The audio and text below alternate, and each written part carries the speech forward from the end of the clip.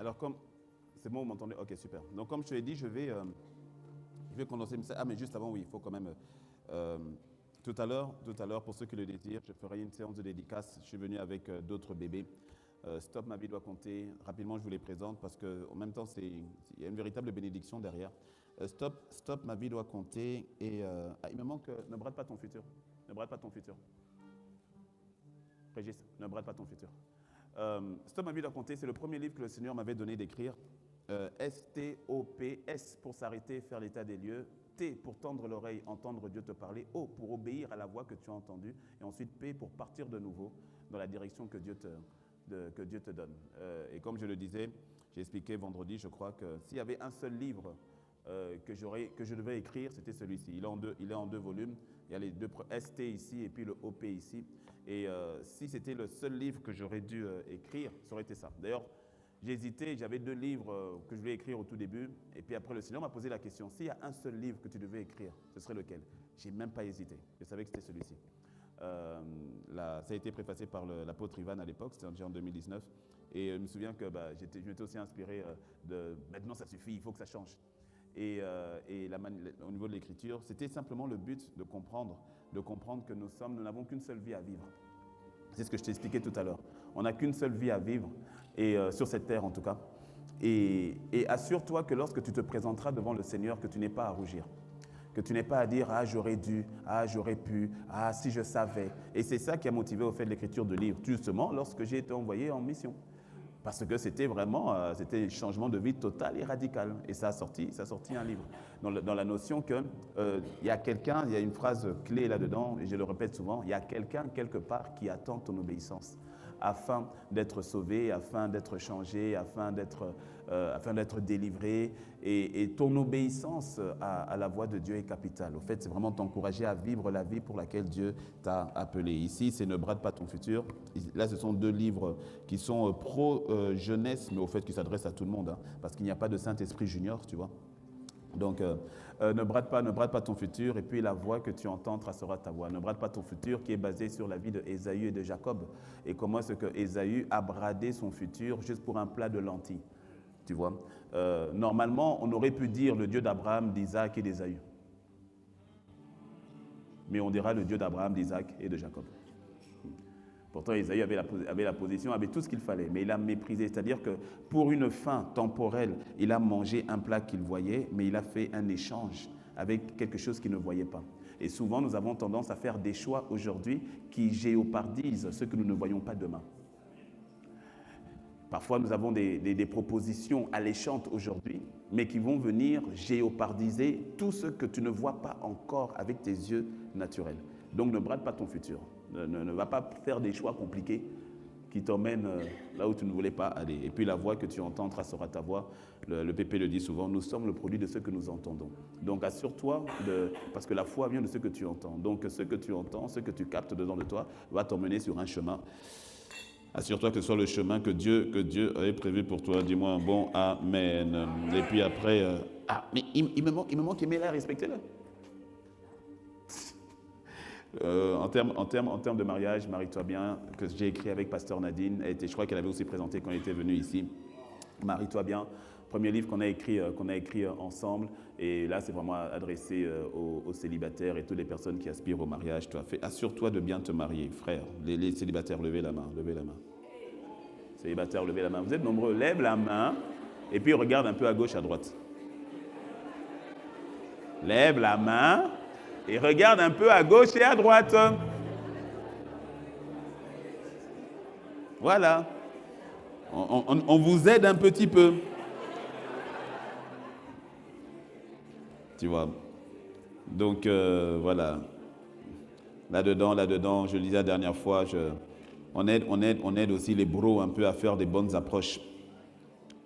On te donne cette bonne approche et puis 10 mauvaises approches. Par exemple, refuse l'approche multiple.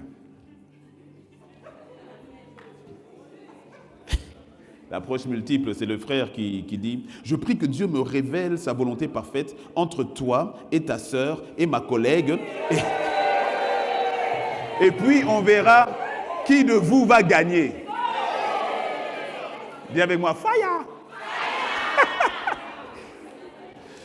Bon, bref. On donne des... Voilà. Et puis on parle aussi des choses, parfois les peurs qui font que certains refusent ou sont bloqués. C'est un peu comme les forteresses dans le livre du PP sur les prisons intérieures.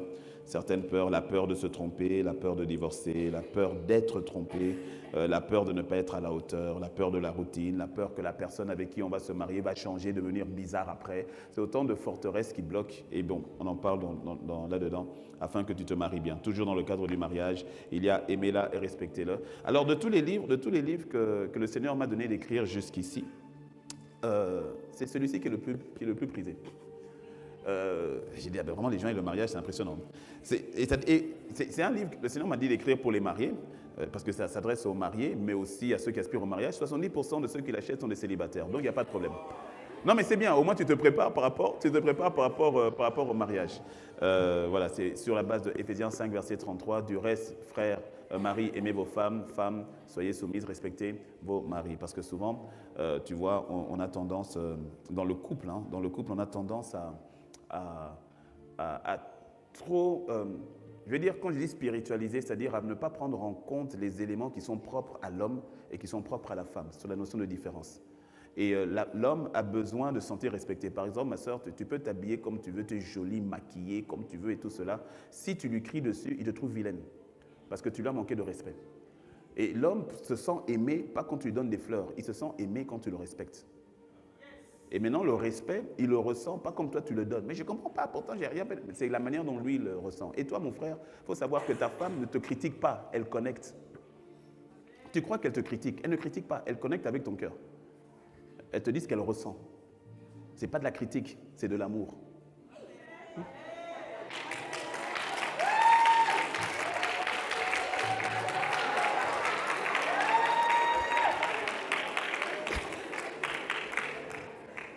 Aimez-la, respectez.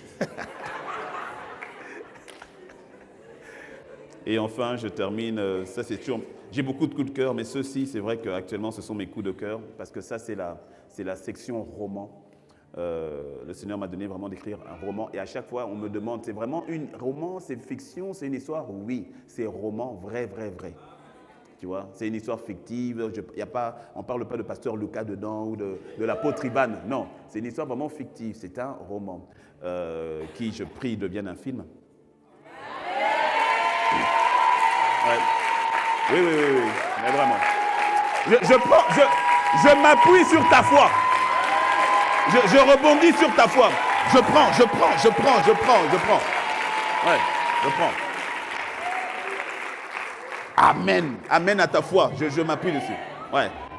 Donc, ils sont partis. L'histoire de Michaël et de Sandrine qui sont mariés. Michaël est un peu dans le mariage un peu compliqué. Et Sandrine qui n'en peut plus et qui menace de partir. Ils ont un fils, Tony, qui a 6 ans. Et un jour, Michaël se réveille et il remarque que Sandrine et leur fils, Tony, ne sont plus là. Ils sont partis. Ça se passe à Paris. Et il va maintenant chercher, il va partir à la recherche de son épouse dans tout Paris. Et dans cette recherche-là, il va faire des rencontres et puis il va avoir beaucoup de réponses. Des réponses par rapport à lui, par rapport à sa femme, par rapport à son fils, par rapport à Dieu, par rapport à ses parents. Bref, c'est toute une aventure. Et donc de savoir, mais ils sont partis. Et puis on voit on pose la question, oui, mais tu parles de... Il y a Michaël et Sandrine et leur fils. Mais pourquoi il y a une petite fille sur la couverture? Eh bien, il faut lire, tu comprendras. Voilà. Et puis ça, c'est donc le dernier qui est sorti le 14 février dernier. Donc là, on parle encore d'amour. Quand tu marches sur l'eau, le miracle d'aimer encore, c'est l'histoire de David et Sika. David et Sika qui habite aux États-Unis. David est américain, un peu franco-américain comme ça. Son épouse vit avec lui aux États-Unis. Ils ont 2 enfants. Elle est béninoise. Et ils sont vraiment sur le point de se séparer. C'est là où l'histoire commence à ce niveau-là. Ils sont vraiment sur le point de se séparer. Alors leur parrain de mariage leur demande de se donner, qui est aussi leur avocat, dit on ne signe pas les papiers du divorce, donnez-vous encore une chance. Allez, profitez, faites un voyage. Et donc ils en profitent pour découvrir l'Afrique et aller donc au Bénin. Et donc la ville, ça va se passer dans la ville de Grand Popo. C'est le nom de la ville. C'est Grand Popo. Respectez nos villes. On a eu aussi à Is quoi? Isno. Oh ben voilà, c'est la même chose, Isno. Voilà, mais c'est la vie de Grand Popo. Et puis, ça fait vraiment découvrir. C'est la manière dont il est écrit. C'est vraiment voilà, pour faire un peu découvrir, oui, pour faire voyager. Pour faire voyager. Et puis, ils vont faire une excursion, ils vont faire un naufrage sur l'eau.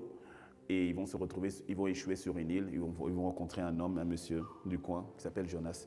Et à partir de là, maintenant, il va y avoir tout un cheminement pour voir si oui ou non ils pourront réconcilier comme tel. Et c'est là qu'on voit qu'il y a des blessures du passé, souvent, qui ne sont pas confrontées et que nous transportons dans le mariage. Il y a des faits aussi de famille qui ne sont pas gérés et que nous transportons parfois dans le mariage. Et parfois, nous pensons que l'autre est notre ennemi, mais parfois, le premier adversaire, c'est nous-mêmes.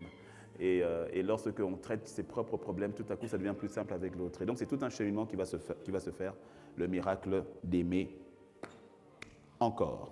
Quelqu'un dit un bon Amen. Voilà. Qui fête son anniversaire aujourd'hui? Aujourd'hui. Aujourd'hui,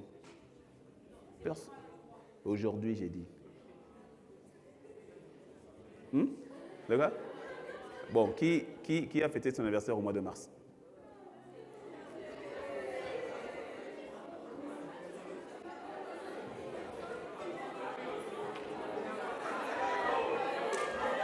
Qui a fêté son anniversaire au mois de mars?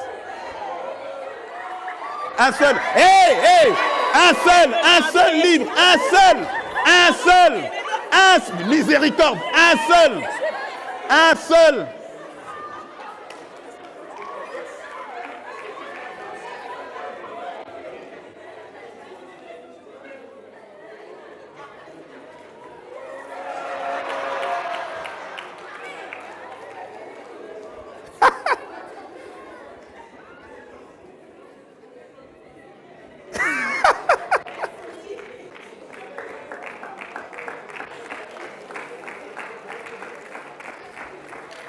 Voilà.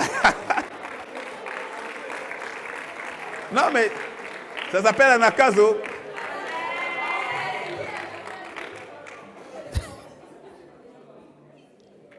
Non, ils ont couru.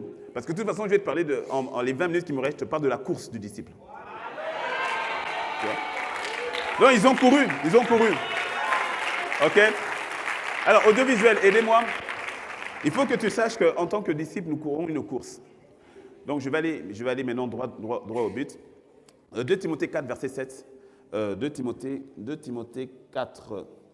Ok, 2 Timothée 4, verset 7. L'apôtre Paul va dire ceci. J'ai combattu le bon combat, j'ai achevé la course, j'ai gardé la foi. Il y a une course que nous sommes en train de courir. Et en tant que disciple, tu dois comprendre qu'un disciple n'est pas statique. Un disciple, au fait, court une course. Dis à ton voisin, tu cours une course. Donc, nous sommes en train de courir une course. Et cette course, le Seigneur nous en a donné le cadre. Dans Matthieu 28, il va nous dire, au fait, pourquoi sur cette terre nous sommes. Au fait, nous sommes sur cette terre pour un mandat. Dis avec moi, mandat. Et il y a un mandat divin, c'est-à-dire qu'il y a une tâche qui nous est confiée, qui nous est donnée. Et cette tâche, c'est faire de toutes les nations des disciples. Tu sais, quand tu vas à l'école, tu t'apprêtes à l'examen de fin. Et il y a un examen de fin qui nous attend par rapport au mandat qui nous a été confié. Le Seigneur ne te demandera pas de lui présenter tes fiches de paye. Il te demande, non pas qu'il ne faut pas avoir de fiches de paye, mais c'est pas ce qu'il va te demander à la fin. Il ne te demandera pas de lui présenter tes propriétés, tes titres fonciers. On dit titres fonciers, c'est ça, hein? Voilà. Ce n'est pas ça qu'il va te demander. Non pas qu'il ne faille pas que tu aies des appartements ou des maisons, mais il ne faut pas que tu perdes de vue l'objectif. Et à la fin, il te dira, OK, par rapport au mandat que je t'ai confié, qu'as-tu fait? Quelle est la course que tu as courue? Est-ce que tu as couru la course pour laquelle je t'ai suscité? Le mandat. Quand on parle du mandat, vous avez affiché derrière, suivez-moi déjà avec le PowerPoint, avec le visuel. Donc, quand on parle de mandat, Dieu nous donne donc une mission, il nous donne un ordre auquel il ne faut surtout pas se tromper. Il ne faut surtout pas s'égarer. OK, next. Vous vous rappelez, non? Next. Donc, vous passez. Donc, le mandat. Quand on parle du mandat, alors, attends, je vais te donner la bonne définition par rapport au mandat. Parce que tu vois, on peut se tromper d'objectif. Le mandat, qu'est-ce que le mandat? Le mandat, alors c'est définition du dictionnaire, hein, le mandat est une mission confiée officiellement à une personne ou à un groupe par une autorité légitime, lui donnant le droit, la responsabilité et le pouvoir d'agir en son nom pour accomplir un objectif précis. Alors, cette définition, je te la découpe. Ça veut dire que le mandat, il y a une source.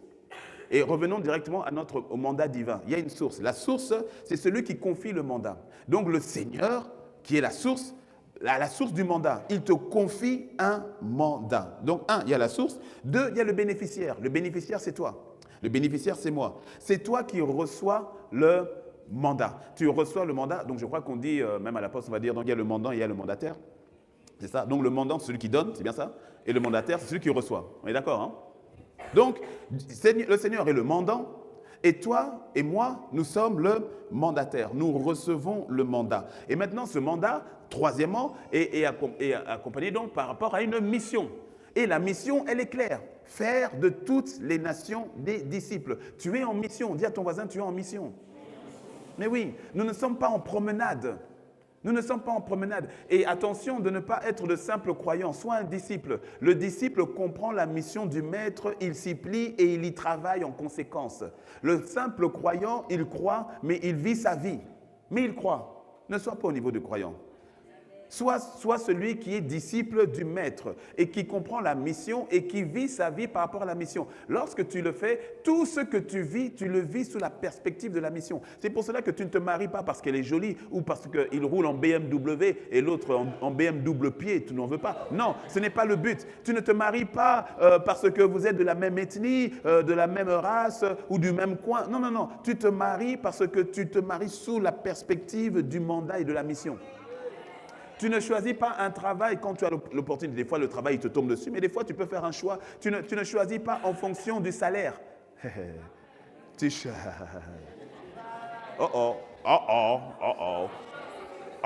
Mais tu choisis en fonction du mandat. Ah mais oui, parce que parfois, Dieu t'attend là où le salaire est moindre. J'ai dit parfois, pas tout le temps, mais parfois. Est-ce que tu me suis? Tu ne déménages pas en fonction de là-bas c'est bien et là-bas c'est pas bien, là-bas c'est froid et là-bas c'est pas froid. Tu n'emménages pas à un endroit simplement parce qu'on t'a dit, ben ici, franchement, le loyer, il est sympa. Non, est-ce que c'est là où Dieu t'attend? Tu fais toutes les choses sous la perspective de la mission, sous la perspective du mandat. C'est pour cela, ne fais pas l'erreur, je le disais avec les hommes, je crois, ne fais pas l'erreur de séparer ta vie. Oui, ici c'est spirituel, là-bas c'est séculier. Il n'y a rien de... Tout est spirituel. Tout est spirituel. Ta vie est spirituelle. Tu es un être spirituel. Les décisions que tu prends sont spirituelles. Je vais donner cet exemple lorsque, je fais rapidement, un homme de Dieu avait eu la grâce de voir le Seigneur Jésus en live. Il était là, il lui a apparu comme il avait apparu à Thomas et autres. Et donc, pendant qu'il marchait, et puis le Seigneur lui dit, pose-moi la question que tu veux, je vais y répondre. Et lui, dans la foulée, il dit, Seigneur, est-ce que tu aimes le football? Donc, quand il a dit ça, lui-même, il s'est dit, mais qu'est-ce qui me prend vraiment? J'ai l'opportunité de lui poser peut-être sur les 144 000 dans l'Apocalypse, ou bien de lui poser la compréhension de la Trinité, ou bien de lui poser, est-ce qu'il y a vraiment des extraterrestres ou pas? Bref, il pouvait poser toute forme de questions. Et lui, il pose la question, est-ce que tu aimes le football? Donc, en même temps, il regrette la question qu'il a posée, mais quand il voit Jésus, Jésus le regarde et il sourit, en signe d'approbation, qu'il apprécie la question. Et sa réponse est magnifique. Le Seigneur lui dit, j'aime le football quand vous le faites avec moi. Que tu me suis. Automatiquement, ça change, tu vois, ta manière de voir les choses. C'est-à-dire que tout ce que nous faisons, tout ce que nous sommes, servir Dieu, ce n'est pas seulement être pasteur ou évangéliste ou autre. Quand tu es docteur, tu sers Dieu. Tu sais le nombre de personnes que tu touches là-bas? Tu sais comment est-ce que tu peux être une lumière dans les hôpitaux, une lumière dans les cliniques et tout cela? Donc ne fais pas de dissociation. Ne pense pas que les choix que tu fais par rapport à l'école de ton enfant, ne pense pas que non. Bon, c'est vrai qu'ici, en général, l'école, on a des écoles qui sont déjà à proximité comme telles. Mais quand c'est par exemple l'université ou autre, ne fais pas juste en me disant non, ça n'a rien à voir. Dieu n'est pas intéressé. Il est grave intéressé. Parce que nous sommes en mission. Nous sommes en mission. Dis-moi un bon amen. Et donc, n'oublie pas, 4, il y a de la mission et puis il y a l'autorité. Et l'autorité nous vient de Jésus. C'est lui qui donne l'autorité. Je n'ai pas le temps d'aller là-dessus parce qu'il y aurait vraiment beaucoup trop à dire. Mais sache que quand tu es en mission, tu n'es pas seul. Tu es sous autorité. Et ça te donne confiance. Parce que tu ne viens pas en ton nom, tu viens en son nom. Et si on doit commencer à parler du nom de Jésus, on est parti jusqu'à demain matin, tu vois, non? 5, au niveau 5. Maintenant, toute mission, excusez-moi, il manque un I, c'est limite et pas limites. Non, c'est limite, mais c'est pas grave. 5, next. 5, il y a donc les limites. Tout mandat divin vient avec ses limites. C'est-à-dire qu'il y a un cadre. Dis avec moi un cadre, fais comme ça, cadre. Voilà, il y a un cadre. Tu ne fais pas comme tu veux. Tu ne fais pas ce que tu veux. Tu ne fais pas la manière dont tu veux. L'ambassadeur a une certaine... un ambassadeur dans un pays a bien sûr des prérogatives, mais en même temps, il ne peut pas faire comme il veut ce qu'il veut. Il y a des limites. Il y a des limites. Donc, reconnais les limites de la mission. Ne sors pas du cadre. Ne sors pas du cadre. Il y a des choses que tu ne peux plus faire parce que tu es mandaté. Dis-moi, bon, amen. Il y a des postes que tu ne peux plus faire parce que tu es mandaté. Oui. Il y a des endroits, évite d'y aller parce que tu es mandaté. Et si on t'y voit, ça va créer un trouble sur le mandat que tu transportes. Il y a des postes que tu fais, ça peut créer un trouble sur le mandat que tu transportes. Il y a des habillements que tu peux porter, ça peut créer un trouble sur le mandat que tu transportes. Il y a des limites, il y a un cadre. Et ce cadre n'est pas fixé par toi, c'est fixé par lui. Oui. C'est comme le mariage. Le mariage vient avec son cadre. Tu ne rentres pas dans le mariage pour faire ce que tu veux. Le mariage est une institution. Tu te soumets à l'institution. Dis-moi, moi, amen. Non seulement il y a un cadre, dans les limites, il y a un cadre. Dans les limites, il y a un temps. L'obéissance dans la saison. Ne pense pas que tu as tout le temps pour obéir à ce que Dieu te demande de faire. Ce n'est pas vrai. On te dit non, un jour, one day, un jour, on verra plus tard. Ça ne veut rien dire. Tu dois obéir. Il y a un temps, il y a un moment.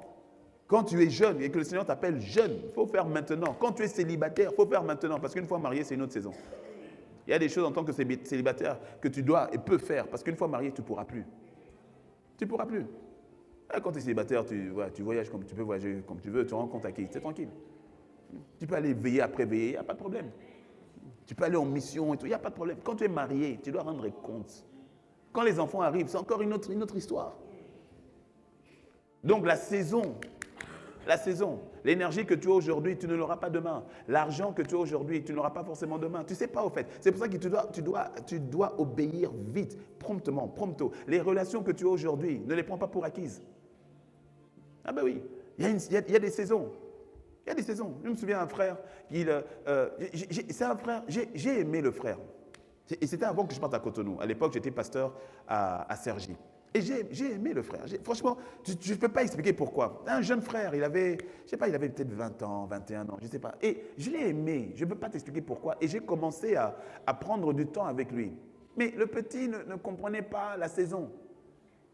Et puis je lui dis des choses, et puis après il fait une bêtise avec une fille là-bas. Je le reprends, je le recadre et tout. Il repart encore avec une autre fille et tout. Et puis à un moment donné, tu sais, j'ai lâché. Et puis je suis parti. Et un jour, je suis revenu une fois à Cergy et tout, 2 ans ou 3 ans après. Et puis je le revois, et puis il revient un peu la queue entre les pattes, comme on dit, oui, pasteur, vraiment, tu vois, je viens demander pardon parce que, tu vois, je voudrais que tu puisses te réinvestir en moi comme tu faisais avant. Je dis, ah mais non, c'est pas possible. La saison est passée. Je dis, mais non, la saison est passée. Je dis, mais comment je vais mettre? C'est plus possible. C'est passé. C'est passé. C'était pour un temps. Il fallait obéir là, maintenant. Est-ce que tu me suis? Je me rappelle moi-même. Et fais attention parce que tu vois, les personnes que Dieu t'envoie, ce n'est pas forcément des personnes dans l'église. Je me souviens, maintenant c'est moi qui ai 20 ans, 21 ans. Et pour faire très court, il y avait un monsieur qui, dans le cadre des stages que je faisais, j'ai terminé le stage et pour des raisons de papier à l'époque, je ne pouvais plus continuer à travailler. J'avais un problème de papier à ce moment-là et donc j'étais bloqué pendant toute une année. Mais ce monsieur m'avait tellement aimé, c'était un monsieur, il avait 70 ans, un français de, je ne sais plus sa ville, j'ai oublié le nom de sa ville et tout. Un monsieur et tout, il ne sait pas. Et puis il vient et il connaissait ma situation, donc il me donnait du travail. Il me donnait du travail à faire pour ses clients et tout cela. Et il venait me chercher lui-même. Il venait me chercher, j'étais dans le 94 et on allait jusque dans le 95. Il vient me chercher en transport, on prend le train, on fait 2 heures pour faire un travail et tout. Et pendant le trajet, il me parle, il me parle des choses et tout cela. Et moi il m'embêtait un peu, quoi. Je dis, mais il me posait des questions, il dit, mais alors Teddy, dis-moi, c'est quoi ta vision? Je dis, moi, avoir mon permis de conduire.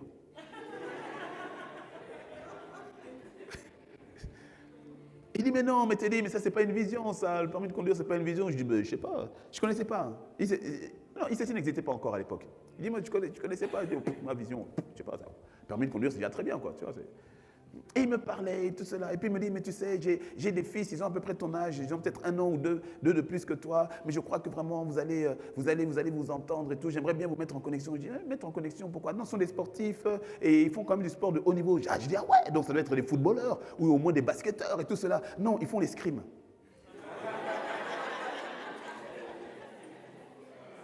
J'ai dit l'escrime.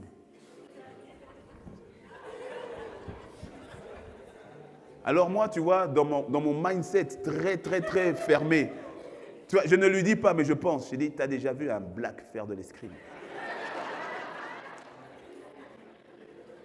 Tu vois, mentalité très fermée, là. Il dit, mais c'est quoi mon papa blanc, là, qui veut que je fasse de l'escrime? Moi, c'est de l'escrime. J'ai dit, oh non, je laisse tomber tout ça. Et puis après, tu vois, quand il venait, je venais en retard. Genre, on a rendez-vous à 10h. C'est à 10h10 que je lui envoie un message pour dire que je serai en retard de 30 minutes. Tu vois un peu le manque de respect, quoi. Et puis il attend, hein, il attend. Donc à 10h45, j'arrive et puis il me dit, il est là avec son café, il a attendu. Et puis il me dit, non, tu dis, mais tu vois, quand tu m'as envoyé ton message à 10h10, tu savais déjà que tu serais en retard depuis bien longtemps. Donc envoie-moi un message longtemps avant, parce que tu sais, je viens de loin et tout cela. Je dis, oui, pardon, mais tu vois. Et puis tu vois, à un moment donné, quand le maître apparaît que l'élève n'est pas prêt, le maître s'en va. Et puis après, la relation, c'est, ouais, je comprends, ça s'est arrêté. Et puis moi, de toute façon, Et puis, nous sommes en 2004. Nous sommes en 2004. Je suis devant la télévision, nous sommes en juillet, août. Et puis, il y a les Jeux Olympiques d'Athènes. Et puis, je dis, tiens, je sais pas, je vais zapper un peu sur les disciplines. Et puis, je sais pas pourquoi, je regarde l'escrime. Là, on est 2 ans après, je crois, 1 an et demi, 2 ans après. Je regarde l'escrime. Puis, je dis, tiens, je regarde l'escrime. Je sais pas pourquoi. Puis, je regarde le sabre, le truc. Et puis, je dis, tiens, en fait, c'est pas si mauvais que ça, en fait. J'ai vite compris les règles, très très vite et tout, et puis je dis, l'escrime. Et puis je me retrouve, tu sais, quand les Jeux Olympiques, des fois tu es sur une discipline, c'est toute la journée sur France 2 et tout, et puis je suis dessus, sans me rendre compte, mais je suis dessus. Toute la journée, je regarde l'escrime. Et puis à un moment donné, la France arrive en quart de finale et tout cela, et puis après en demi-finale et tout. Et puis après, on dit, ouais, les frères Touya vont arriver en finale. Oui, les frères Touya sont en finale et tout cela. Et puis les frères Touya, je crois qu'ils avaient gagné d'ailleurs, au sabre et tout ça, il y a plusieurs disciplines dans l'escrime. Hein, et ils avaient gagné. Et puis à un moment donné, j'ai dit, les frères Touya. Et puis je dis, attends. Et Touya. Oh, monsieur Touya! Et tout revient. Oui, mes enfants, ils font de l'escrime, mes 2 garçons font de l'escrime et tout. Et Touya, c'est pas un nom, tu vois. J'ai dit, mes amis.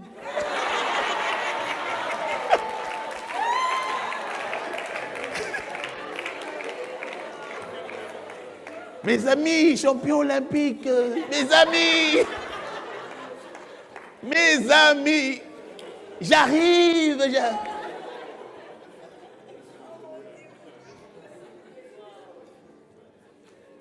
Tu sais maintenant ce qui m'a fait le plus mal? C'est que plusieurs années avant, j'ai 18 ans, je suis en Afrique du Sud, le pasteur fait un atelier et puis il demande aux personnes, oui, quelle est votre vision pour l'avenir? Et étrangement, là, j'avais bien répondu 2 ans avant, 2-3 ans avant. Parce que tout le monde a donné des choses vraiment bizarres et autres. Et moi, j'avais répondu, j'aimerais faire des études de marketing pour pouvoir pénétrer le milieu professionnel et du sport au travers du marketing et de pouvoir y emmener l'évangile. Et le Seigneur m'a dit, Monsieur Touya était la réponse à ta prière.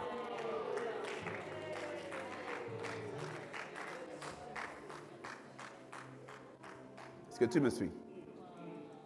Il m'a dit, il était la réponse à ta prière parce que c'était le contact que je t'avais envoyé. Et là, il me montre, mais comment est-ce que tu arrivais à être connecté avec M. Touya? C'est au travers des études de publicité et marketing à l'école que je faisais à Paris 16. Et donc, il était le contact que j'avais mis pour toi, pour que tu puisses connecter avec ses fils et que tu aies un pied dans le monde du sport professionnel. Je ne saurais jamais quelle aurait été vraiment l'histoire. Est-ce que tu me suis? J'ai dit oui. Monsieur Touya. Je pense qu'aujourd'hui, ça fait plusieurs années maintenant, donc je ne pense plus qu'il soit de ce monde. Ouais. C'est-à-dire, la douleur, ça m'a pris des années pour guérir de cette douleur-là. Ça m'a pris des années. Mais depuis, j'ai appris. Et je continue d'apprendre, parce que je n'y suis pas encore à 100%. D'apprendre à agir vite. Ouais. D'apprendre à agir vite. Au niveau des relations et autres. Tu n'as pas tout le temps. Tu n'as pas tout le temps.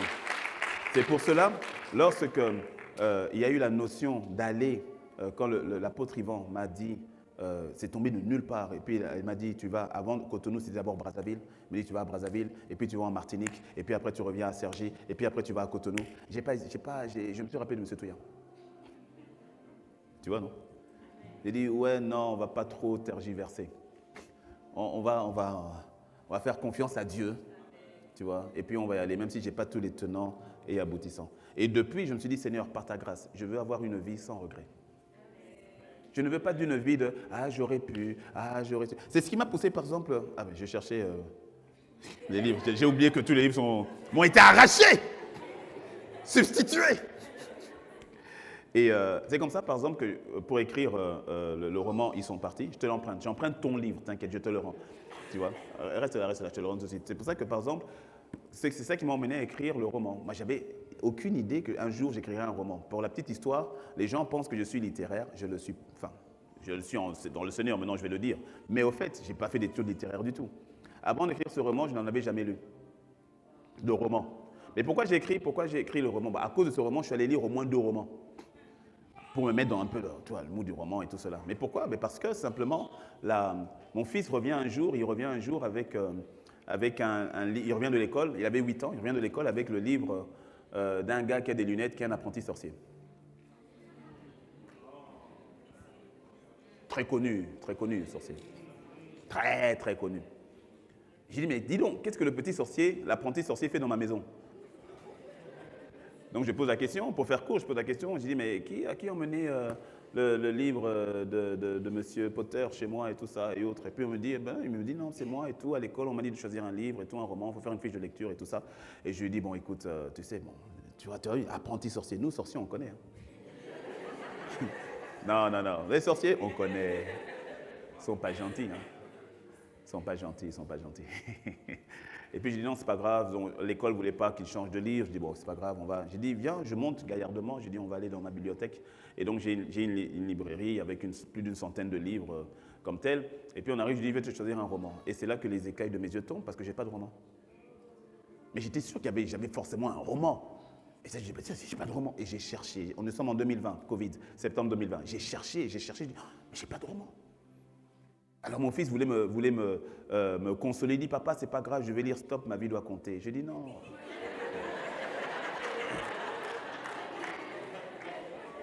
Alors ça, il m'a encore fait plus mal, tu vois, parce que il voulait me consoler, je dis, mais non. Alors je devais lui expliquer la différence entre un livre fictionnel et un livre non fictionnel, tu vois. On te demande un livre fictionnel parce qu'il y a des personnages, il y a un arc narratif, il y a tout ça. Et donc je me plaignais pendant 2-3 jours à l'époque. Je crois qu'aujourd'hui il y a plus, mais à l'époque je ne trouvais pas. Celui sur Amazon, surtout, je ne trouvais pas. Je n'ai trouvé qu'au Québec, loin. Et après je me plaignais, et puis c'est comme si la voix du Seigneur qui dit, écoute, au lieu de te plaindre, tu vois qu'il y a un problème, c'est toi qui vois si tu veux le résoudre ou pas. Ce n'était pas une obligation, il me dit, mais c'est toi qui vois en fait. Et c'est à partir de là, je dis, je vais me lancer dans le roman. J'ai dû réapprendre parce qu'écrire un roman, c'est pas comme écrire un livre d'édification, ça n'a rien à voir. Enfin, rien à voir. Oui, presque rien à voir. Et donc je suis allé, je me suis reformé. Et pendant tout ce temps, on est pasteur, hein, c'est pas comme si… je me suis reformé, j'ai réappris à écrire, j'ai acheté une douzaine de livres, comment développer les personnages, comment développer l'arc narratif, les intrigues, comment développer l'atmosphère, comment développer… J'ai acheté un gros bouquin comme ça de 600 pages que j'ai lu 2 fois, l'anatomie du scénario. Bref, je suis allé en plein dedans, j'ai fait 2 masterclass pour capter, pour saisir. Parce que le but… Parce que tu sais, hein, on veut faire les choses pour le royaume, on fait les choses bien. Donc j'ai dit, je refuse de faire un roman qui après continue à la 10e page, je dis, oh non, c'est nul. Parce que pour revenir à l'apprenti sorcier, Parce qu'à un moment donné, le livre est toujours dans ma cuisine. Mais sauf que je vois, tu sais, il est écorché. Je vois que quelqu'un est en train de lire. Donc je rappelle mon petit. Je dis, mais dis donc, tu es en train d'avancer au fait dans le bouquin. Puis il fait, ouais. Je dis, pourquoi? C'est bien? Il dit, ouais. Bon, je dis, allez, sors de la cuisine. C'est bon, sors. Et puis quand il sort, je prends le livre. J'ouvre.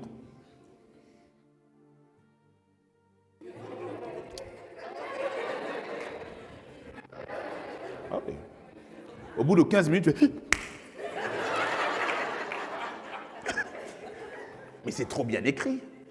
Mais ça m'a emporté. J'ai dit, mais si on me laissait, si je ne me réveillais pas, je pouvais y aller. J'ai dit, mais c'est trop bien écrit. J'ai dit, ah ben non, il faut qu'on fasse des romans qui sont trop bien écrits. Tu vois. Et tu vois là. Mais j'aurais pu ne pas obéir. Ah ben, ce livre n'aurait pas été dans la main de plusieurs. Parce qu'aujourd'hui, ceux qui lisent des romans, et c'était ma prière, c'est que plusieurs disent, pasteur, si tu as écrit un roman, je vais libérer le roman qui est en moi. J'ai dit yes. Voilà, j'ai dit yes, parce que c'est le but aussi. Parce qu'il y en a plusieurs parmi vous, vous avez des films, vous avez des livres, vous avez il y avait trop de choses qui sont en vous, mais il faut obéir vite. C'est ça mon point en fait. Il faut obéir vite, qu'il n'y ait aucun regret. Ne laisse pas, je refuse. Écoute, peu importe ton âge, si tu m'entends là, c'est bon. Ne te projette pas mal. Des fois, on se projette mal. On dit oui, mais bon, ouais, j'ai déjà 45 ans, j'ai déjà 50 ans. Si je dois encore me faire former, ça va prendre 3 ans. Comme dit le pasteur Christian du Benelux. Bon, ok, d'accord. Tu dis, tu as 50 ans, ok. Si tu te fais former, ça prend combien de temps? 3 ans. Ok. Donc 3 ans, c'est beaucoup. Mais oui, pasteur, c'est beaucoup. Dis, ok. Bon, si Dieu te prête vie, dans 3 ans, tu auras quel âge? Tu auras 53 ans. Parce que tu dis non, 53 ans déjà et tout. Bon, tu auras 53 ans dans 3 ans. Bon, maintenant, est-ce que tu vas avoir 53 ans avec rien ou 53 ans avec une compétence en plus?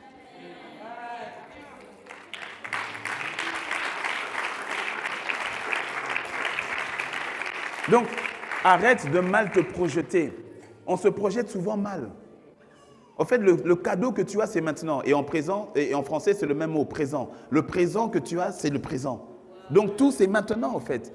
Arrête, le futur, tu n'as pas maîtrise. Le passé est oublié. Ce que tu as, c'est maintenant. Donc, fais maintenant ce que tu peux faire maintenant. C'est tout. Ah non, et puis il y a des jeunes, ils ont 25 ans, ils disent non, 30 ans, ouais, je suis trop vieux. Je vais te donner une gifle spirituelle avec beaucoup d'amour. Non, c'est une gifle avec amour, tu vois, c'est... Personne n'est trop vieux, personne n'est trop jeune. Le moment, c'est maintenant, c'est tout. Dis-moi un bon amen. Et puis tu as un territoire. J'ai expliqué avec le territoire. Assure-toi d'être là où Dieu veut que tu es. Et ensuite, le numéro 6, on remet le 6. Le 6, c'est la redevabilité. Oh là là là là. Ok, bon, permettez-moi encore quelques minutes. Je vais juste donner, parce que ça, il faut que je donne cette illustration pour que tu comprennes que nous sommes donc, nous sommes donc dans une course de relais. Nous sommes dans une course de relais. Next, voilà. Nous sommes dans une course de relais. Et ça, je termine avec cette illustration pour que tu comprennes que Paul a dit j'ai achevé la course. Et j'aime bien parce qu'il ne dit pas j'ai achevé ma course. Il dit j'ai achevé la course, qui est pourtant sa course. Mais sa course fait partie d'une course. Tu ne cours pas seul. Nous courons tous ensemble. C'est une véritable course de relais ou encore une course générationnelle. C'est pour ça qu'il y a quelqu'un. Est-ce que tu sais que quelqu'un attend que tu cours ta course pour que lui puisse courir la sienne?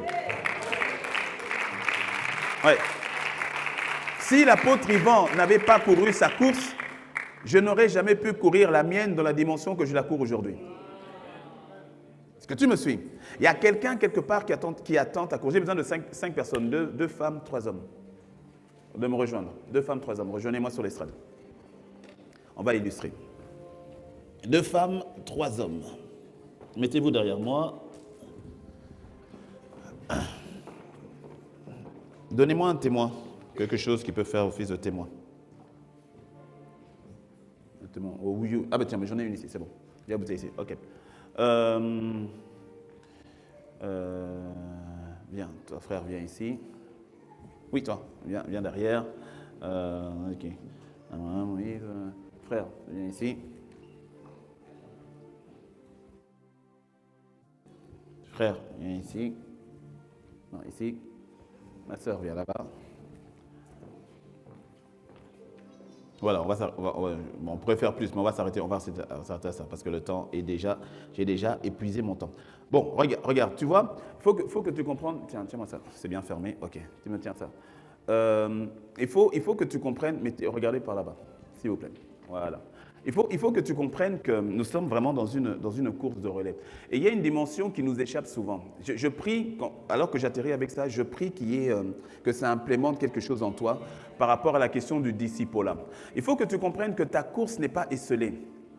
Ta vie, c'est pour ça que ta vie nous impacte, d'une manière ou d'une autre. Personne n'est un électron libre. Dès le moment où tu es né de nouveau, nous sommes tous dans le corps. Et le petit doigt ne peut pas dire « je vis ma life » au détriment du corps. Ce n'est pas possible. Même le petit orteil qu'on ne voit pas. Quand tu te cognes contre le lit le matin, là, dans le noir, tout ton corps s'arrête. Pourquoi? Le petit orteil que tu as négligé pendant plusieurs jours t'a rappelé qu'il est là. Nous sommes tous reliés les uns aux autres. Et sur cette terre, il en est de même. Il en est de même.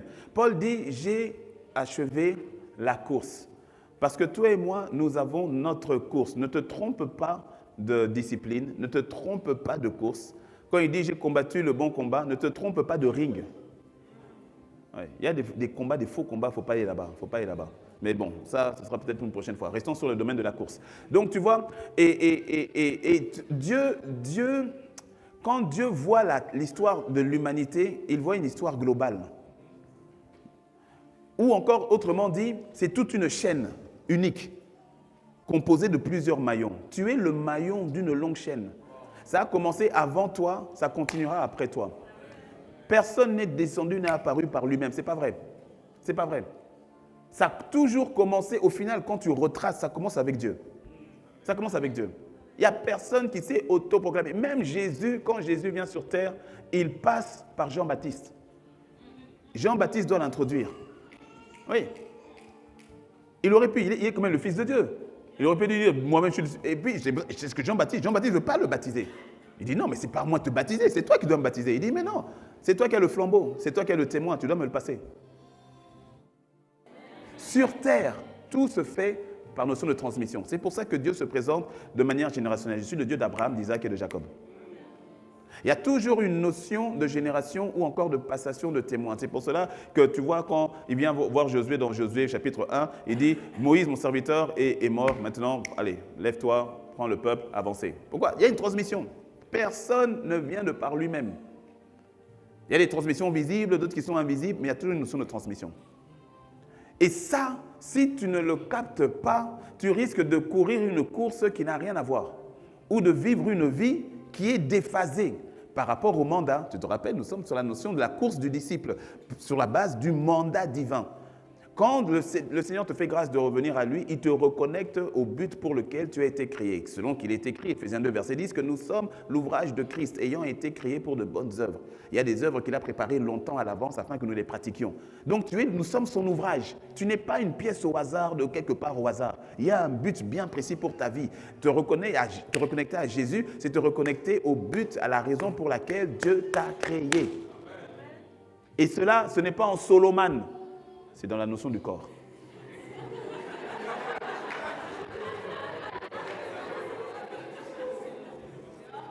Quoi?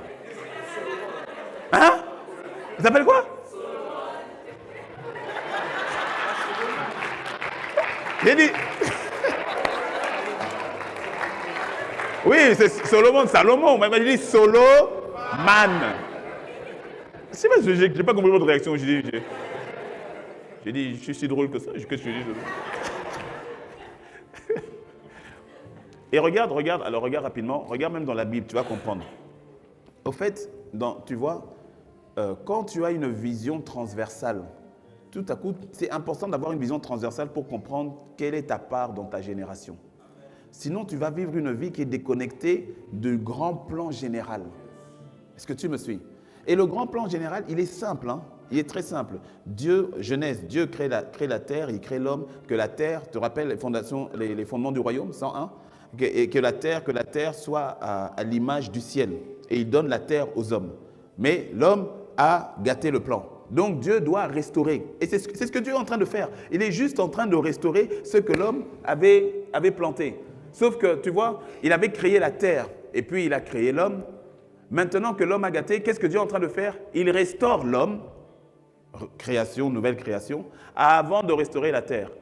Apocalypse, qui dit qu'il n'y aura plus le ciel et la terre est passé, j'ai vu de nouveaux cieux. En fait, tout ce que nous sommes en train de vivre, c'est ça. C'est-à-dire que Adam, tout ce qui était en lui ont été perdus. Jésus vient en plein milieu de l'histoire pour ramener tout ce qui était perdu et les repréparer pour une nouvelle terre. C'est tout. Hein? Là, je t'ai fait vraiment le plan très général. Maintenant, quand tu viens maintenant un peu dans le détail, tu vas voir, on peut prendre beaucoup de personnages de la Bible. Mais tu vois, je commence ici par exemple avec Abraham. Allez-y, remettez le s'il vous plaît. Tu vois, ici par exemple avec Abraham. Next.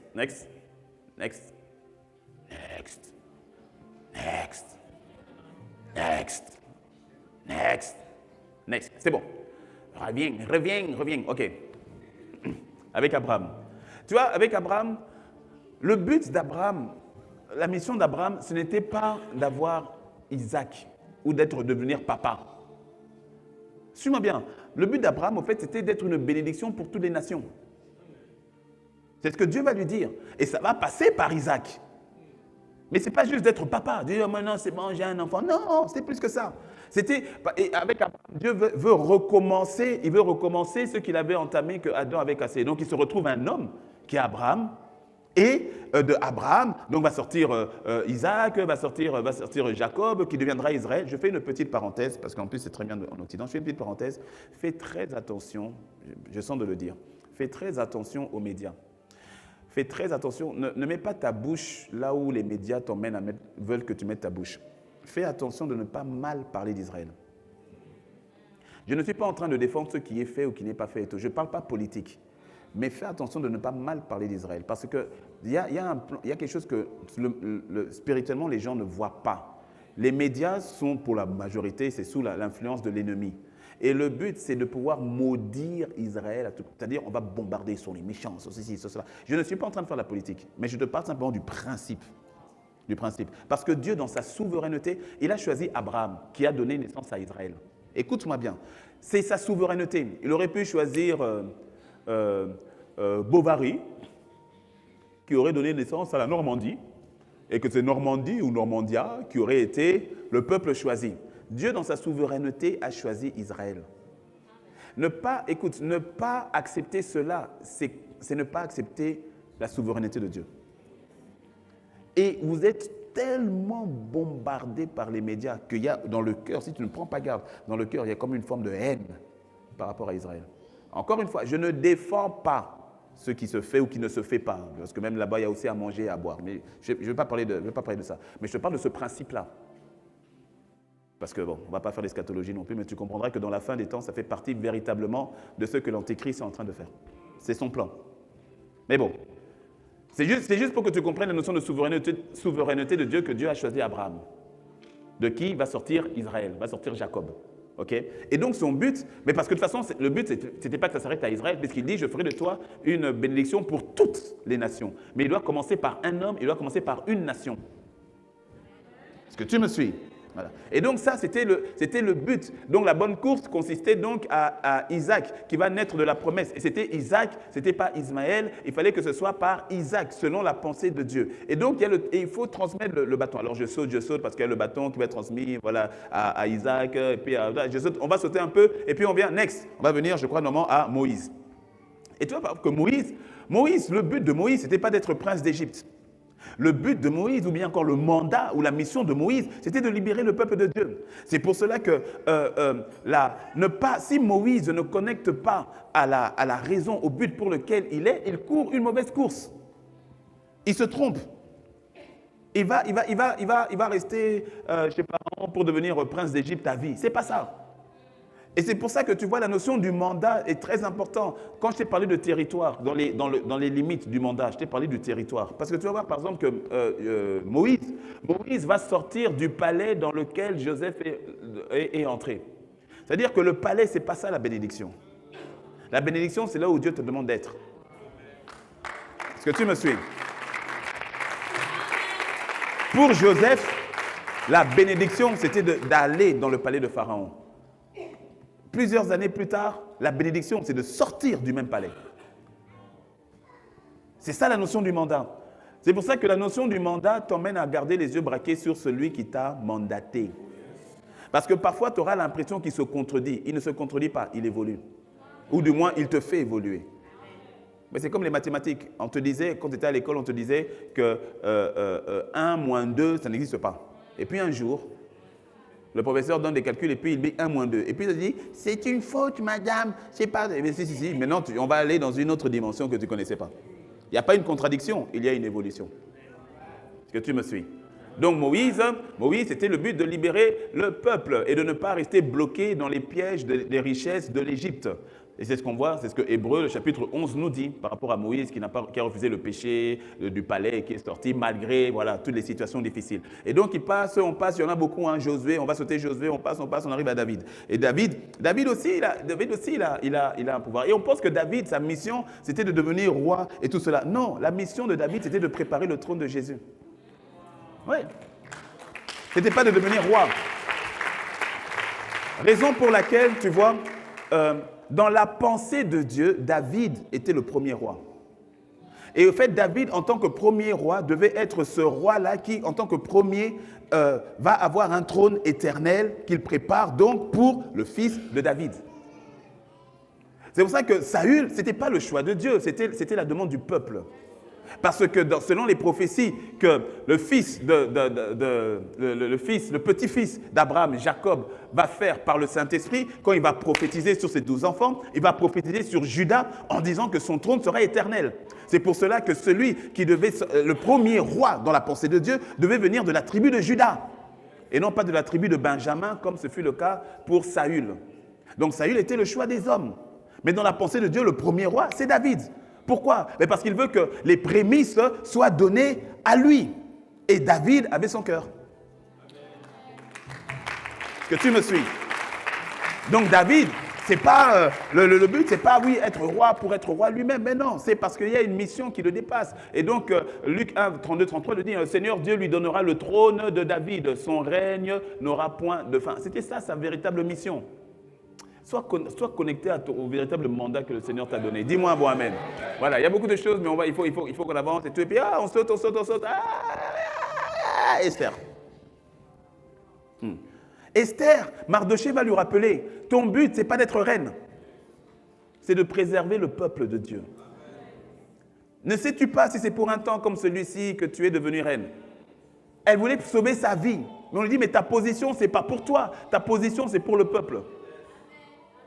C'est pour le peuple. Pourquoi? Mais parce que déjà, à l'époque de David, quand Saül devait tuer, quand il avait eu l'ordre de tuer tout le monde et tout cela, il devait exterminer tout le monde, il a gardé les brebis et tout ça, et compagnie. Mais ça a agacé Dieu. Tu sais pourquoi? Parce que Aman, qui va venir plusieurs siècles après, Aman est un descendant du roi que Saül avait gardé. Et donc Aman, des siècles après, est animé d'un esprit qui fait qu'il a une haine par rapport au peuple de Dieu. Et donc Esther doit corriger ça, des siècles après. Est-ce que tu me suis? Et donc son but, ce n'est pas d'être reine, ce n'est pas d'avoir de belles robes et tout ça. Non. Tu dois être là, pourquoi? C'est parce que tu as une mission pour préserver le peuple. Pourquoi? Parce qu'il faut que Jésus arrive. Et puis on saute, il y a beaucoup de choses, mais on saute. Ça t'es qui? Tu es qui à ton avis? Marie, voilà, tu es Marie. Marie, le but, ce n'était pas de se marier. Le but pour Marie, ce n'était pas de se marier, c'était de donner naissance au Messie. C'est pour cela que Marie est prête à mettre son mariage de côté. Parce que être enceinte sans être mariée d'un papa qu'on ne connaît pas. Tu es en train simplement de mettre ta vie en péril, ton mariage en péril. Mais le but pour Marie, c'est pour ça qu'elle va dire je suis la servante du Seigneur, qui me soit faite selon sa volonté. C'est ça qu'elle avait compris, qu'au fait, sa mission à elle, tu vois, sa course à elle, c'était de pouvoir faire en sorte que le Messie arrive sur terre. Je t'ai fait de manière très rapide pour que tu comprennes qu'au fait qu'on a tous une course. Et tu vois, la course, cours sur place. Si tu ne cours pas ta course, rien ne sera transmis. J'ai besoin d'un dernier homme, un homme, ou une femme, peu importe. Oui, ok, tu te mets devant là-bas. Rien ne sera transmis si tu ne cours pas ta course. Tu dois courir ta course et tu dois t'assurer que tu fasses ce que tu dois faire dans ta génération pour transmettre. C'est la course du disciple. Et donc ça a été transmis, vas-y transmets. Et donc quand c'est transmis, et chacun course. Non, c'est bon. Et chacun. Abraham, il est parti là, tu vois. Et chacun court sa course. Et tu vois, c'est pour cela que quand tu es dans ta course, tu es conscient que tu reçois de l'autre et que maintenant c'est ma responsabilité. Et tu transmets. Et quand tu transmets, tu fais ce que tu as à faire. Et chacun dans sa génération, chacun conscient que nous sommes tous les maillons d'une longue chaîne. Alors je reçois ceux qui étaient avant moi et je fais ma part et puis je transmets aux autres. Parce qu'il faut que la transmission se fasse. Il y a un schéma général. Il y a un schéma général qui fait que chacun doit faire sa responsabilité. Chacun doit pouvoir donner. Parce que tu vois, à un moment donné, le relais arrive. Et le relais arrive à qui? Arrive à l'Église. Maintenant, quelle est la course de l'Église? Quelle est la course de l'Église? Oui, ça te met bien courir. Quelle est la course de l'Église? Parce que l'Église est censée avoir le dernier relais. Or, dans une course de relais, bien souvent, le meilleur sprinter, on le garde pour la fin. C'est pour cela.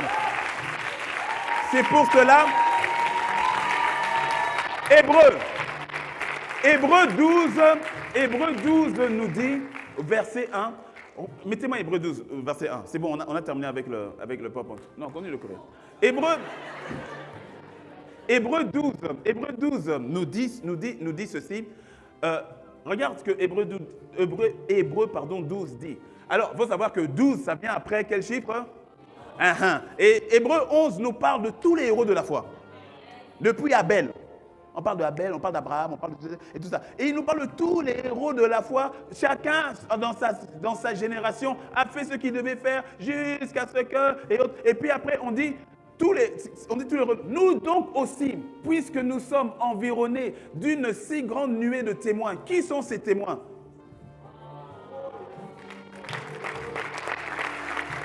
Pourquoi? Parce qu'ils ont fait le relais. Parce que, regarde, attends, tu vas te dire, regarde. Parce que tant que le dernier coureur n'a pas franchi la ligne, on n'a pas gagné. On n'a pas gagné. Tant que le dernier coureur ne franchit pas, on ne se réjouit pas. Mais que font les autres? Qu'est-ce que vous faites normalement quand c'est le dernier coureur? Maintenant, cours.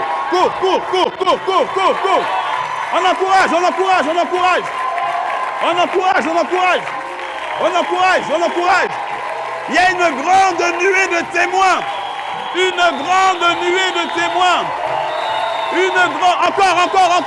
Encore. Une grande nuée de témoins. Les Abraham, les David, les Reinhard Bonnke, les Billy Graham, les Kathleen Kuhlman. Et ils sont tous ceux qui sont déjà montés au ciel. Tous ceux qui sont montés au ciel, que ce soit les Abraham, que ce soit les Élie, que ce soit les Billy Graham, que ce soit les T.L. Osborne, que eux tous, au fait, ils ont passé le relais et ils sont en train d'encourager. Maintenant, ils encouragent quelle course? C'est là maintenant où nous, Église, on doit se poser la question, est-ce que notre vie, nos choix concordent avec une course qui mérite leur encouragement? Ou bien c'est une course qui veut mais qu'est-ce que vous faites là? Mais non, mais c'est quoi ça? Mais c'est pas ce qui est demandé. Mais pourquoi? Au lieu de courir là-bas, toi tu viens et tu marches ici. Mais il y a une course.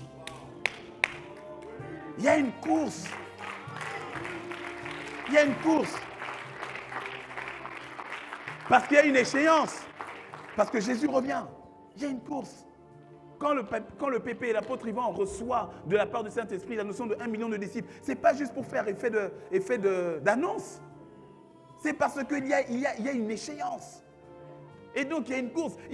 On doit se recalibrer. On doit se recalibrer. Pas juste courir derrière l'argent, pas juste courir derrière le confort, mais que, Seigneur, donne-moi de courir ma course, dans la course. Pourquoi? Mais parce que ça n'engage pas que moi. Ça engage plusieurs. Dis-moi un bon amen. Tu dois courir ta course, la course du disciple, selon le mandat divin. Que cela soit ton partage dans le nom de Jésus. Dis-moi un bon amen. Dis-moi un bon amen. Élève la voix juste un instant. Élève la voix. Parle à Dieu. Restez avec moi. Priez avec moi derrière. Priez avec moi. Votre présence, ça fait du bien. Élève la voix. Parle à Dieu. Dis, Seigneur, fais-moi grâce. Seigneur, fais-moi grâce. Fais-moi grâce de courir ma course. Fais-moi grâce de courir ma course. Fais-moi grâce de ne pas me fourvoyer, de ne pas me retrouver là où tu ne m'attends pas. Fais-moi grâce de ne pas être là où tu ne m'attends pas. Un jour viendra où je devrai rendre compte. Un jour viendra. Moi aussi, je dois franchir ma ligne. Seigneur, fais-moi grâce. Est-ce que tu es en train d'élever la voix? Il y a une course. Mabre Shayalabariyadabose. Mabre Kayadabriyadabose. Seigneur, regarde-nous. Nous venons à toi. Oh, illumine les yeux de notre cœur.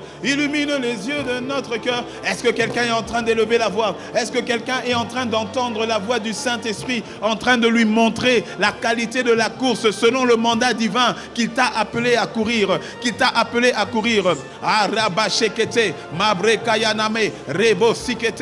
Seigneur, le temps est court. Tu reviens bientôt. Il y a des œuvres que nous devons accomplir. Il y a des choses que nous devons accomplir. Il y a des âmes que nous devons gagner. Il y a des choses que nous devons faire sortir de terre. Seigneur, fais-nous grâce de ne pas être distrait, de ne pas, Seigneur, courir derrière la vanité, de ne pas courir derrière ce qui ne tiendra pas. Laisse-nous de courir derrière ce qui a un poids d'éternité. Donne-nous, Seigneur, d'être conscients de la course que nous sommes en train de faire. Oh, Mabreka Shayalaba. Chacun dans son couloir. Il n'y a aucune comparaison. C'est chacun dans son couloir, chacun selon la spécificité de la course pour laquelle tu l'as appelé. Père, nous te le demandons. Père, nous te le supplions. Encore une minute.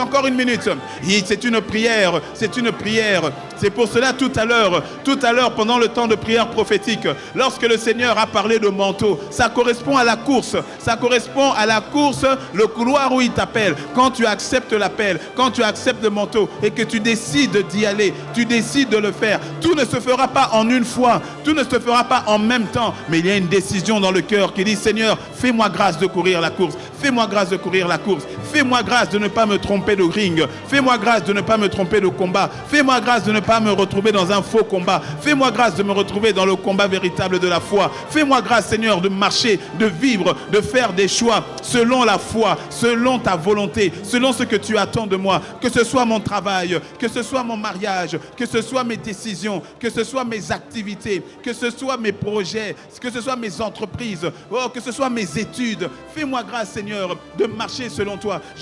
Seigneur, je crois que tu feras, tu permettras. Je me retrouverai devant toi. Je n'aurai point à rougir. Tu pourras dire, bien joué, bon et fidèle serviteur. Tu as été fidèle en peu de choses. Voici, je te confierai beaucoup. Seigneur, il y en a plusieurs qui dépendent de mon obéissance. Il y en a plusieurs qui dépendent du fait que je puisse me réajuster. Alors, Seigneur, je te le demande. Plusieurs dépendent de mon réajustement. Fais-moi grâce, Père. Fais-moi grâce. Fais grâce à ton Église. Fais grâce à tes enfants, fais grâce à chacun de nous. Seigneur, je prie, le temps c'est maintenant, le moment c'est maintenant. Il y a tant de choses que tu as en réserve, tant de choses que tu prépares pour un cœur qui t'est disponible, tant de choses que tu prépares pour un cœur qui te désire. Tu l'as dit dimanche dernier avec le prophète, le bishop Grégory, tu as parlé d'Ananias, la disponibilité de cœur d'Ananias. Ananias ne méprisait pas tout, mais il était disponible de cœur. Marie était disponible, elle a dit qu'il me soit fait selon la volonté du Seigneur. Abraham s'est rendu disponible. Esther a changé ses plans. Elle a accepté de changer ses plans, même quitte à mettre sa vie en péril pour tes plans à toi. Seigneur, fais-nous grâce de pouvoir revenir sur le bon chemin, la course que tu avais tracée pour nous. Si tu nous donnes ce message aujourd'hui, c'est que la rectification est possible dès maintenant. Il n'y a pas, Seigneur, nous repentons là où nous savons que nous n'avons pas fait comme tu voulais. Pardonne-nous pour notre orgueil, pardonne-nous pour notre ignorance, pardonne-nous pour notre résistance. Mais Seigneur, nous te le demandons par la puissance du Saint-Esprit. Nous revenons, Seigneur, sur la bonne course. Nous décidons de courir la bonne course. Nous décidons de vivre la vie pour laquelle tu nous as appelés et suscités. Nous décidons de mettre de l'ordre dans notre vie, de mettre de l'ordre dans nos priorités, de mettre de l'ordre dans nos activités, de mettre de l'ordre dans nos finances. Les finances que tu nous envoies, ce n'est pas pour nous. Il y a un but, il y a une mission derrière. Pardonne-nous à chaque fois que nous avons utilisé nos finances comme nous le voulions. Nous avons acheté ci, nous avons fait ci, nous avons investi là, sans te demander, sans chercher ta face. Pardonne-nous, Seigneur, pour toutes ces fois où nous avons cru que les finances étaient pour nous, parce que cela fait partie de la mission que tu nous as donnée. Ce sont les ressources que tu nous as données pour la mission. Alors, Père, nous te le demandons, à partir de ce jour, à partir de cet instant, nous prions que nous soyons retrouvés fidèles dans le couloir de la destinée pour laquelle tu nous as destinés. Que cela soit le partage de mon frère, que cela soit le partage de ma sœur, de toutes personnes connectées dans le nom de Jésus le Christ. Dans le nom de Jésus le Christ. Seigneur, fais-le. Nous te le demandons. Nous te le prions humblement. Que nous soyons à nouveau trouvés dans le couloir de la course. Cette course qui est personnelle, mais en même temps qui est générale. Cette course à laquelle tu nous fais grâce de pouvoir participer. Il ne s'agit pas que de nous. Il s'agit de plusieurs qui dépendent de notre obéissance. Il y a un mandat. Il y a un mandat. Ça nous dépasse. C'est au-delà de ce que nous voyons. Ça nous dépasse. Il y a certaines promesses que tu nous fais à nous que la génération suivante est censée bénéficier. Parce que c'est beaucoup plus large que notre vie. Pardonne-nous à chaque fois que nous n'avions vu les choses qu'à notre niveau et non pas à ton niveau. Mais aujourd'hui, nous choisissons de nous réajuster, de nous recalibrer dans ta grâce. Dans ta grâce. Les yeux fermés, la tête baissée, restons dans la position où nous sommes. Restons dans la position où nous sommes. Les yeux fermés, la tête baissée, juste avant que je rende le micro. Il y a quelqu'un ici qui doit rejoindre la course. Je te parle à toi qui... Tu connais peut-être le Seigneur.